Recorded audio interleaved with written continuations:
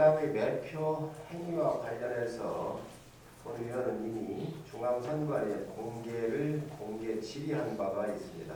이에 대해서 오늘 한 말씀 더 드리고자 합니다.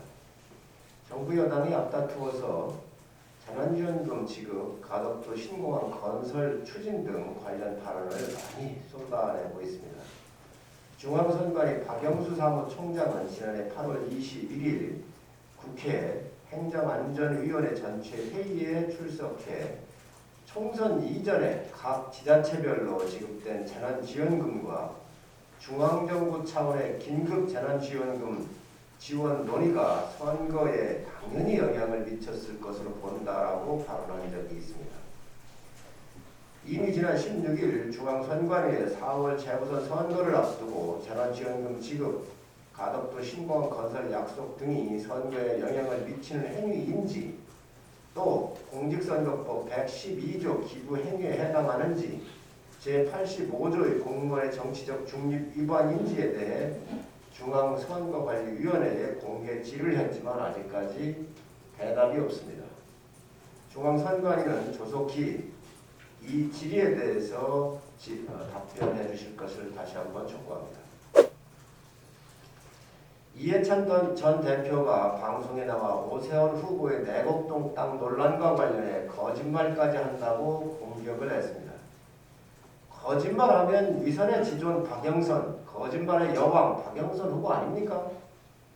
박영선 후보는 장관 청문회 때 온갖 거짓말로 일관함으로써 위선영산이라는 별명을 얻은 바 있습니다.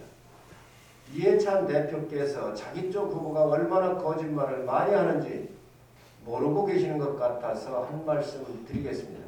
참고하시기 바랍니다. 첫째, 지난 평창올림픽 때 박 후보는 오직 국가대표 선수단에게만 지급되는 고가의 패딩을 특권과 반칙으로 구해서 입고 서울 시내를 활보한 적이 있습니다. 장관 인사청문회 때 제가 청문위원으로서 이 패딩을 어떻게 누구한테서 구입했는지 물었으나 박 후보는 동료 의원들에게 빌려 입었다고 둘러대면서 그 동료 의원이 누구인지에 대해서는 밝히지를 않았습니다. 제가 당시 확인한 바로는 박 후보에게 패딩을 빌려준 동료는 없었습니다. 국가대표 선수단과 관계자가 아니면 입을 수 없는 660개만 한정 제작된 패딩을 권력의 힘으로 빼서 입어놓고는 특권의식이 반론하자 거짓말을 한 것이었습니다. 둘째, 박 후보는 의원 시절 선관위의 정치자금 집행 내역을 허위로 신고한 바 있습니다. 박 후보의 2013년 3월 13일 일정표를 보면 고엽제 회장과 식사를 했으나 선관위 신고 내역에는 황교안 장관과 식사했다고 거짓 보고를 했었습니다. 이는 명백한 정치자금법 위반이자 선거법 위반 행위였습니다. 인사청문회 때 제가 이 문제를 제기하니 박영선 후보는 해명 기자회견을 예고했으나 돌연 취소하고 잠적했었습니다. 아직까지 답이 없습니다. 셋째, 박 후보는 일본 최고의 부촌인 도쿄도 미나토구 아카사카 사촌에 위치한 최고급 아파트를 10년 넘게 보유하고 한 바 있습니다.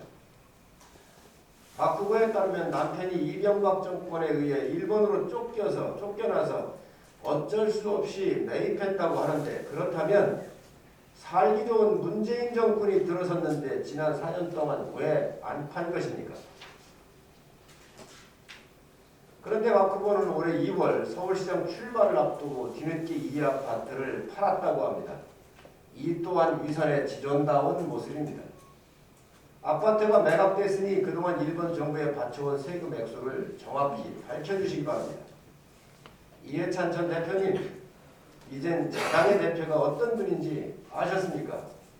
위선영산이라는 별명이 무슨 뜻인지 이해하시겠습니까? 한명수 구하기를 위해 수사지휘권을 남용한 박범계 장관이 참 우스운 꼴이 되어버렸습니다. 대검 부장 고검장 회의에서 불기소 결정이 내려진 것입니다. 이 정권의 사람들은 사기꾼들의 증언을 언제나 소중히 받드는 모습입니다. 대한민국의 법무부 장관이라는 사람이 사기꾼 말에 수사지휘권이라는 칼을 빼서 물을 자른 격이 되어버렸습니다. 권한유착의 한동훈 검사 죽이기의 전과 5범 지모씨, 한면숙 전 총리 사건의 사기와 마약사범, 과거엔 김대엽 같은 희대의 전과 5범에 재미를 봤던 클라스가 다른 DNA를 소유한 민주당 정권입니다. 이제는 윤석열 핑계도 대할 수 없게 됐는데 무슨 핑계를 댈 것입니까? 검찰에서 가장 수사 경험과 법률 지식이 풍부한 대검 부장들과 고검장들의 심사숙고 끝에 이런 결론을 내렸는데 더 이상 무슨 억지를 부릴 것입니까? 지금까지 법무부 장관이 수사 지휘권을 발동한 것이 5차례이고 그중 4번이 현 정부 들어서 이루어진 것이었습니다. 국민이 부여한 수사 지휘권이라는 소중한 칼이 조자룡의 한 칼만도 못하게 되어버렸습니다. 이 정부는 도둑놈들과 사기꾼들이 가지고 놀기에 쉬운 정권이 되어버렸습니다. 참 부끄럽습니다.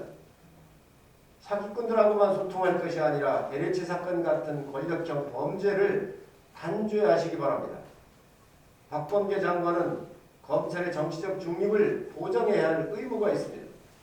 더 이상 장관의 자리를 이용해 정파적인 이유로 수사 지휘권을 남용하지 말고 공정과 정의를 지키는 책임자로서 위상을 되찾으시기 바랍니다.